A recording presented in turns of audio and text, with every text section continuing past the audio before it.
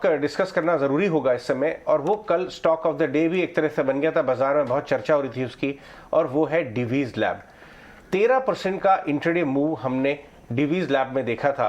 अगर आप डिवीज लैब का स्टॉक लेके आए, कॉनकॉल की कमेंट्री में लोगों को काफ़ी एक्सपेक्टेशन थी कि उसके अंदर कैपेक्स का अनाउंसमेंट आएगा।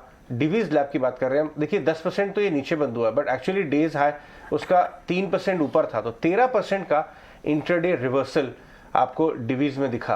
और कोई खास गाइडेंस नहीं आई, कोई खास कैपेक्स का अनाउंसमेंट नहीं हुआ, और स्टॉक काफ़ी चला हुआ था। 3800 वाला 4500 तक गया था रिसेंटली, तो इसके बारे में बात करना ज़रूरी होगा। डिम्पी, अगर आप चार्ट्स इसके अपने पिटारे से निकाल के दिखाएं और हम लोग उसके ऊपर डिस्कस करेंगे, वो तो हम दिखाई देते हैं। संतोष किरण से भी बात करेंगे। हाँ, एक और चीज़ की इसके अंदर मैंने कल नोटिस की थी, वो ये थे कि कल जैसे रिजल्ट्स आए थे ना, अनवाइंडिंग की पोजीशंस बनना शुरू हो गई थी, और कल फ्यूचर्स के अंदर अनवाइंड हुआ, क्योंकि ये लिस्टेड कंपनी है फ्यूचर्स के अंदर, तो यहाँ पे अनवाइंडिंग का प्रेशर कल काफ़ी जोरदार हमको करेक्ट, बट ऊपर गेन में दबा के फ्रेश शॉर्टिंग तो हुई है इसके अंदर।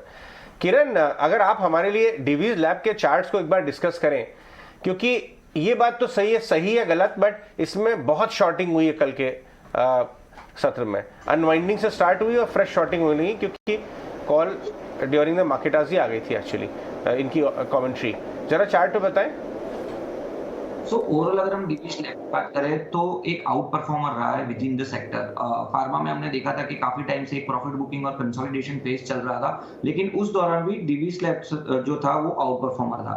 अभी रिसेंटली अगर हम स्टॉक चार्ट की बात करें तो डेली चार्ट के ऊपर करीबन जनवरी में हमने फर्स्ट ब्रेकडाउन देखा था, जहां पे उसने अपनी traditional rising trend line breakdown की थी, और साथ ही साथ अपनी सभी मूविंग एवरेजेस के नीचे ट्रेड करना चालू कर दिया था, 100 डेज 200 डेज मूविंग एवरेज के नीचे, और वहां से कंटिन्यूअसली हम देख रहे हैं कि 4500 4400 एक क्लस्टर रेजिस्टेंस था, उसके ऊपर वो चल नहीं रहा था। नीचे में अगर हम देखें तो अच्छा खासा बेस हमें 4000 से लेके 3900 के बीच में दिख रहा था। कल के दौरान पहला दिन था जब उसने अपना वो 3900 का बेस तोड़ा है, उसके नीचे क्लोज किया है, जिस तरफ से आप जैसे ही आपने बात किया कि एक शॉर्ट पोजीशन भी बिल्टअप हुआ है। साथ ही साथ अगर आप वॉल्यूम्स पे देखोगे तो कल का जो वॉल्यूम था वो लास्ट 20 दिन के एवरेज वॉल्यूम से ज्यादा ऊपर था। सो स्ट्रक्चर काफी वीक है।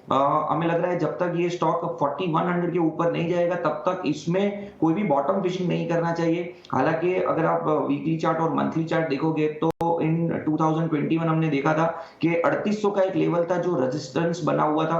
3800 का ब्रेकआउट आने के बाद हमने एक वन वे रैली देखी थी ऊपर के लेवल में 5000 तक की। सो ओवरऑल अगर हम देखें अभी तो जब तक 4100 के ऊपर नहीं जाएगा कोई बड़ी तेजी नहीं आएगी। नीचे में 3800 को आप वॉच आउट कीजिए। आज के दिन में अगर 3800 तोड़ देता है तो वहां से जो सेलिंग है वो कंटिन्यू रहेगी। सो ओवरऑल स्ट्रक्चर वीक है, कोई भी बॉटम फिशिंग अभी नहीं करनी चाहिए हमारे हिसाब से।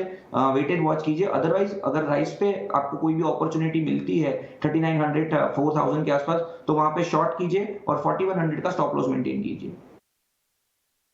ओके, ये डिवीज लैब के बल नंबर्स आने के बाद किस तरह से तेजी से टूटा, और एक चार्ट जो हम आपको बैक टू बैक अभी दिखाई रहे हैं उसमें आपको एक क्लियर दिख रहा होगा कि एक रेंज में फंसा हुआ था शेयर अपने साइडवेज, लेकिन उसके बाद से जो ब्रेकडाउन आया ये बहुत ज़बरदस्त था, और ये ब्रेकडाउन सीवियर भी था क्योंकि फ्यूचर्स के अंदर भी अनवाइंडिंग हुई है। इसलिए बहुत मेहनत लगानी पड़ेगी अब डिवीज लैब को वापस इसी लेवल को रीगेन करने के लिए जहाँ से आप इस सर्कल देख पा रहे हैं जहाँ से ये शेयर टूटा है। तो कुछ